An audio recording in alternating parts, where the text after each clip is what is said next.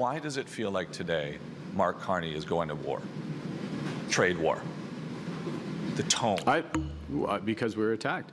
যুক্তরাষ্ট্র ও কানাডার মধ্যে বাণিজ্য উত্তেজনা নতুন আকার ধারণ করেছে।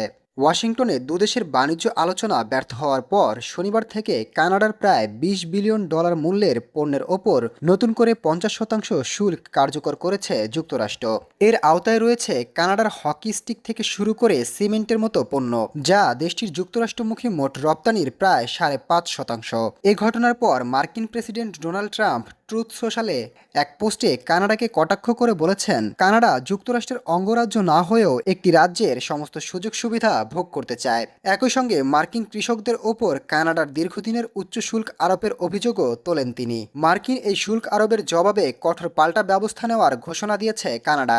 কানাডার প্রধানমন্ত্রী মার্ক কার্নি যুক্তরাষ্ট্রের সর্বশেষ প্রস্তাবকে অর্থনৈতিকভাবে অযৌক্তিক ও অন্যায্য বলে আখ্যা দিয়েছেন। তিনি জানান, শুরুতে আলোচনা ইতিবাচক থাকলেও শেষ মুহূর্তে ট্রাম্প প্রশাসন এমন কিছু নতুন শর্ত জুড়ে দেয় যা তাদের পক্ষে মেনে নেওয়া সম্ভব নয়। মার্কিন পদক্ষেপকে নিজেদের ওপর সরাসরি হামলা উল্লেখ করে কার্নি বলেন, আগামী 8 সেপ্টেম্বর থেকে মার্কিন পণ্যের ওপর পাল্টা শুল্ক কার্যকর করতে যাচ্ছে কানাডা। বিশেষ করে যুক্তরাষ্ট্রের ইস্পাত ও দুগ্ধ শিল্পকে লক্ষ্য করে এই শুল্ক আরোপ করা হবে, যার বিস্তারিত পরিকল্পনা আগামী সপ্তাহে প্রকাশ করা হবে।